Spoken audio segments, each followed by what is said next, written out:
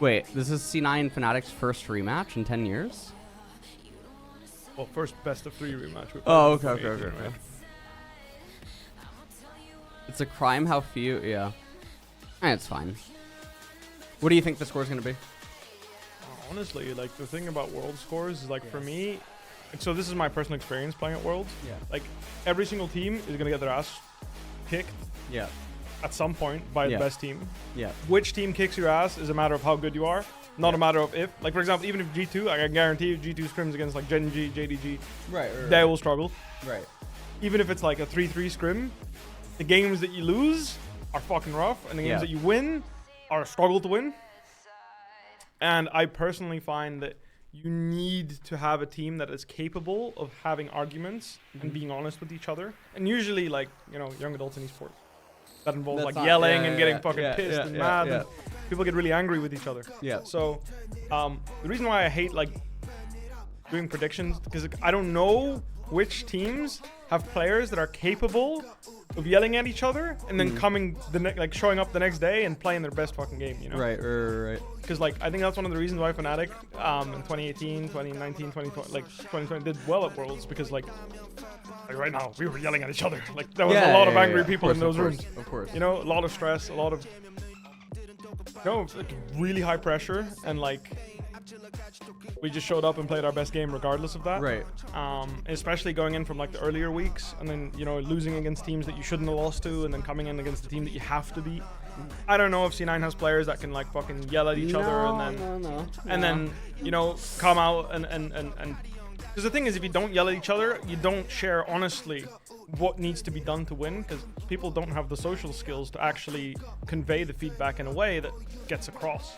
Because you can be like, yeah, like, I'll give you an example. Like in a pro team, being like, yeah, I don't think we should play Ornn into this, for example, right? Yeah.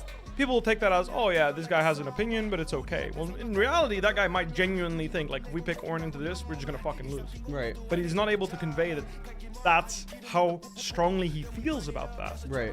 So, whenever someone's trying to convey really strong feelings, people start yelling, you know, they start being like, if we pick Ornn into this, you're fucking retired. Like, this is the type of conversation you have, you know? Like, of course.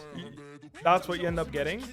And as a result, I personally find that it's really hard to judge Western teams that I haven't worked with on whether they have players that are capable of doing that. For example, Humanoid is an example. I don't think he, like, based on the fact that he's always had bad international performances, or well, I guess he had, I think he had like one Worlds and maybe one MSI that he did pretty well. Yeah. But like Mad Lions, for example, I imagine Mad Lions don't have that. They don't have those discussions where like they actually get mad. It's like, dude, if we draft this, we're gonna fucking lose. Why the fuck are we playing this? Because that's the only way people can get those feelings across, whilst making it obvious to the other person as well that that's how they feel. Right. I mean, I also imagine the Mad Lions has really bad or like weak mental state, right? Because, you know, G2, they post those the scrim things, right? Yeah. How many teams cancel? Mad always cancels. Yeah, maybe, yeah. So, makes sense, I mean, I imagine something obviously goes into that. Hold on, where's my coffee?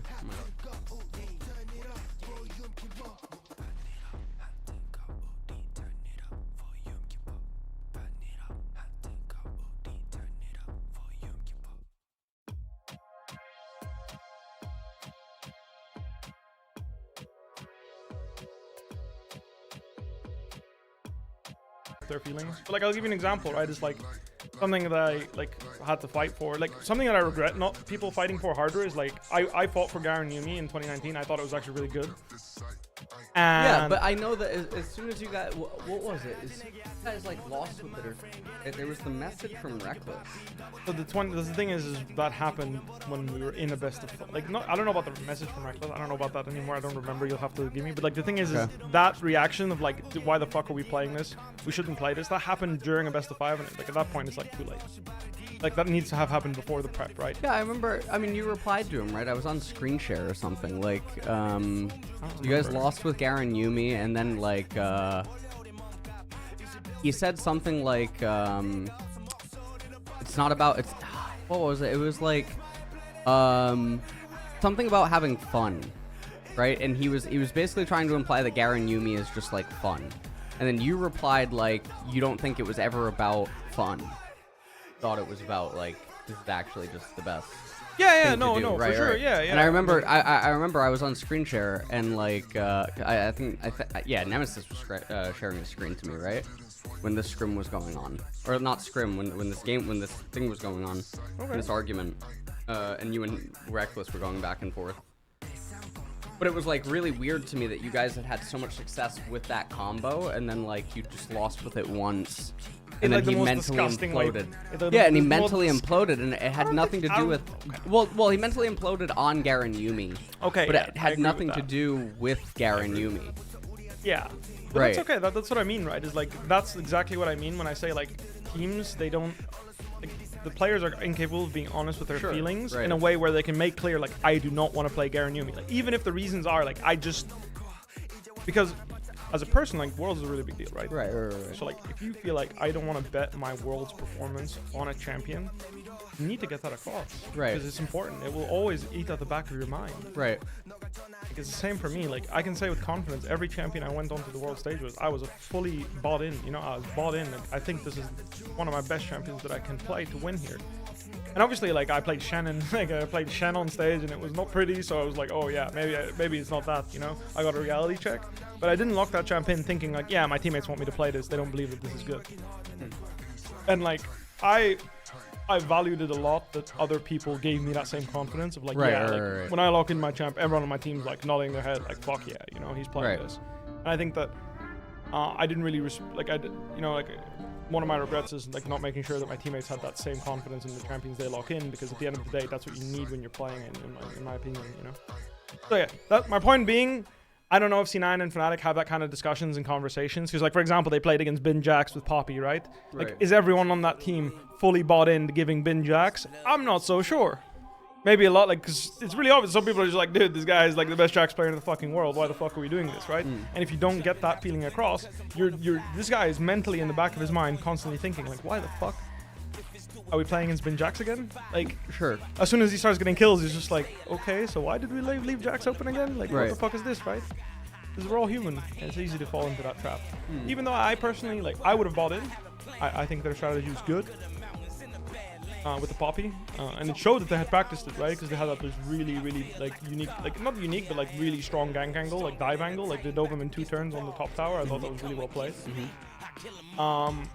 It was obvious they had that prepared and ready, and like, I thought it was a good strategy. Right. Devil you know, or the devil you don't know, you know? Because it's always scary when you're playing against really strong players. Like, just because he hasn't done it before doesn't mean he won't do it. Like, just because he hasn't blinded Gwen doesn't mean he won't just like suddenly do it now, right? Sure. Or like a champion that you're scared of, you know? Always something in the back of your mind. Is this like, by the way, random question, is this your first, oh no, last year, right? Unfortunately, you did not make well. Let's say holds it home. Trevor. Okay, though, I don't, like I said, next year I will, like, for me, for my return to pro play, I'm considering myself to be like, I'm coming back to challenge the people currently at the top. You know, I want to go from the bottom up. I don't want to just be like, yeah, I used to be really good here, so I'm back and I'm still really good. I don't want to have that perspective. Right. I'll come back and go from the bottom to the top. Makes sense. Claw my way back up. What do you expect? You asked me what I expected. And basically, I expect Fnatic to win, because European teams are generally have an environment where they're much more honest with each other. But I wouldn't put money on it. I don't know. I think I genuinely think it can go either way, but I do think if Fnatic does just win game 1, I think it's already over because of the stuff that we talked about before the stream. Okay, yeah. So I think that, like, C9 losing, we're not gonna go. I think C9 losing 1 game, going backstage with everything else going on. I think it's probably lights out.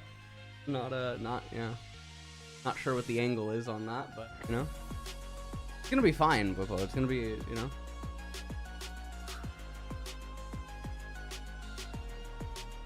But okay. So how's Grand Solo Queue? Good. I got stuck at 200 LP.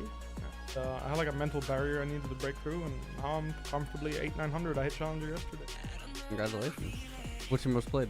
Renekton by miles.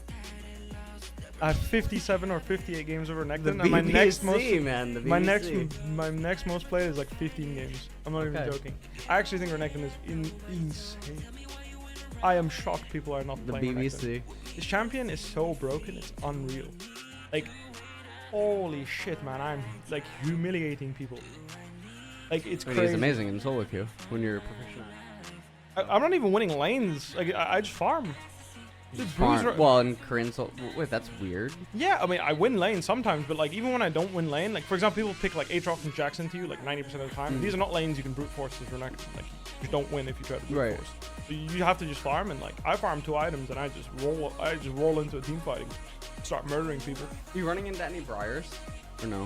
No one's really playing this champion. When she does get played, she is unbelievably broken though. I think this champion is inherently like there's no balance. Really? You think she's balanced? No, I mean I haven't seen her outside of Virtu. Champ, like you look at the numbers and the things she does, and it's just like, I mean, let's be real. Yeah, let's be Riot August made her. What does that mean? That means she cannot be balanced. What does that mean? Riot August. What's going on here? Look at Riot August. What do you mean? Take a look at this. Riot August is the GOAT. Yeah. But every champion he makes cannot be balanced. Why? Do you know the list of champions this guy's made? Yeah, let me take a look. Wait, he's made Briar, Belveth, Zeri, Jinx, Vi, Echo, Jhin, Senna, Viego, Gnar, and Kayle. He's fine.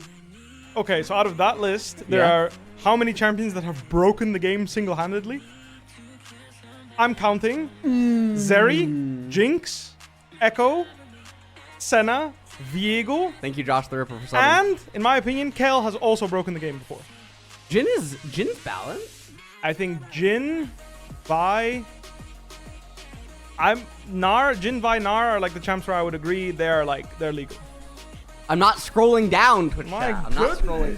Freeball. What is going on?